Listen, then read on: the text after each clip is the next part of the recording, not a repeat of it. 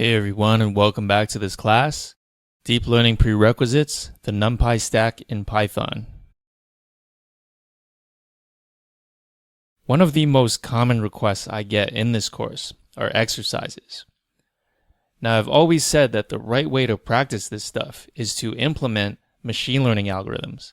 But of course, in order for you to do that, you have to know the theory behind how those machine learning algorithms work. And of course, we can't just cover all that in a few minutes. People can and have written 1,000-page books about those algorithms, and those are just introductory books. Okay, so learning about machine learning right now isn't practical. So is there any other way you can practice this stuff in this course without actually knowing machine learning? Remember that this is supposed to be a machine learning prerequisite. So if we talked about actual machine learning, then it wouldn't be a machine learning prerequisite. It would just be machine learning.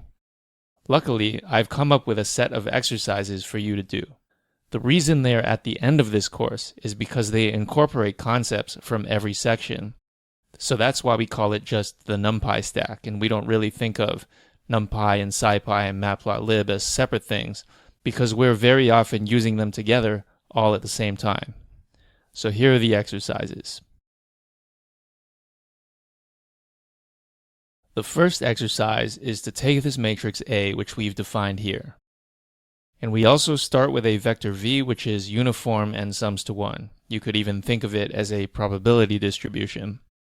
Another option is to start with any random vector V, where all the elements are positive and sum to 1. Surprisingly, you should end up with the same result.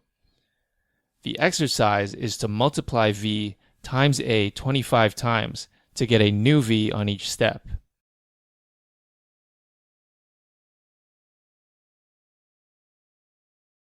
So essentially what you've done by the 25th step is the original V times A to the power 25.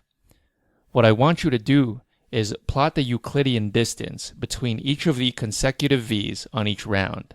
So we want to plot the distance between V prime minus V. What you should notice is that the distance will converge to 0. As a short quiz, think about what that means. I'll give you a minute to think about it, or you can pause the video and come back later.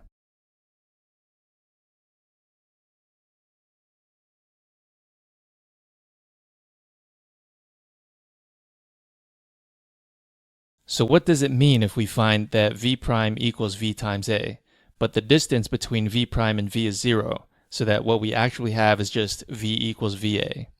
Well, this is just another way of stating the eigenvalue problem. And what we've done here is we've found the eigenvector for A, for which the corresponding eigenvalue is 1.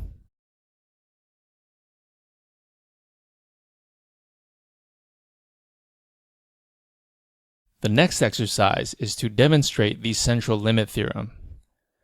Recall that the central limit theorem is that if we set a random variable to be the sum of some other random variables from any distribution, then as the number of random variables in the sum approaches infinity, the distribution of the sum approaches the normal distribution. So the exercise is to demonstrate that numerically and graphically. You can use the uniform distribution as your base distribution. Then find the sum of 1,000 IID samples drawn from the uniform distribution, and then for that random variable, draw 1,000 samples or more if you want. The more the better. Then plot a histogram of your samples, and you should see a bell curve. As a bonus exercise, try to calculate theoretically what you expect the mean and the variance of the samples to be.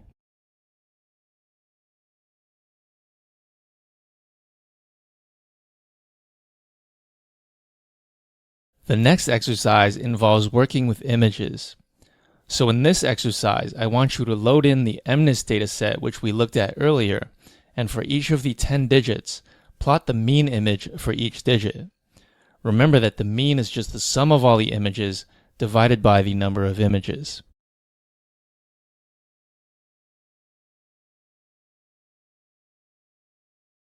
In this exercise, we'll continue to work with the MNIST dataset. This is actually a common exercise in C programming when you learn about arrays.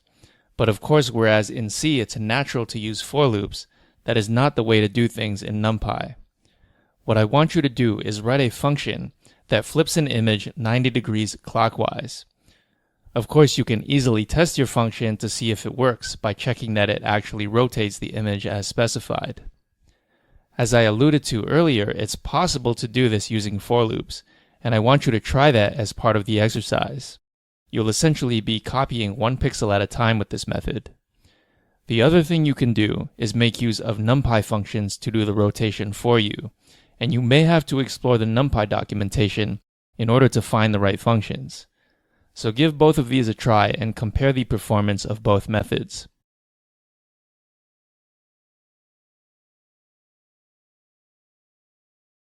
The next exercise is to write a function that tests whether or not a matrix is symmetric.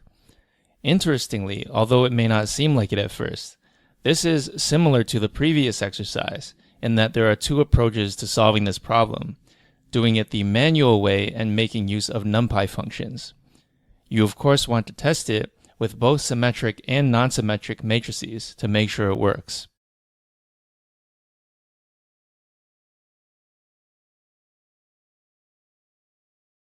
The next exercise is going to involve generating and plotting data. This is very common in machine learning because in order to test machine learning algorithms, we want to make sure they work on datasets that we can visualize. Using our human pattern recognition skills, we can easily see which quadrants should be red and which quadrants should be blue. So your job for this exercise is to generate the data shown here and then plot it in a scatter plot to make a picture just like the one I've made. This dataset is called the XOR dataset because it represents the XOR logic gate.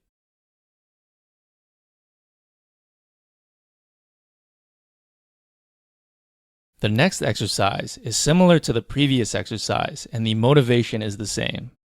We like visualizable datasets like this to demonstrate that our machine learning algorithms can learn. This dataset is called the donuts, or if you want to be more rigorous, they are concentric circles with some additive noise.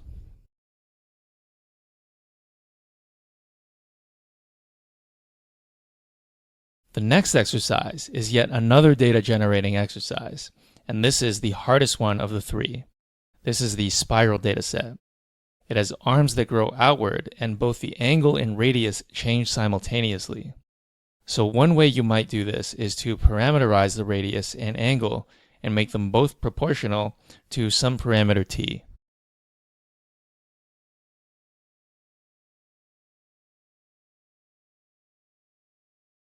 Now hopefully you've realized that in the last three examples, our dataset had the exact same structure. We had a bunch of two-dimensional data points and each of them had an associated color, either red or blue. Of course, in the code, the colors are just represented as 0 and 1. To generalize this idea, we can think of this dataset as a table like the one you see here, with the headers x1, x2, and y. So this final exercise is to take one of the datasets that you previously generated and use pandas to save it as a CSV with this header. Of course, you can check that you did it correctly by looking at the CSV in your text editor or loading the data back in using pandas. Most of the time, we're reading in data rather than writing it out, so you'll need to look at the pandas documentation to see how to write a CSV.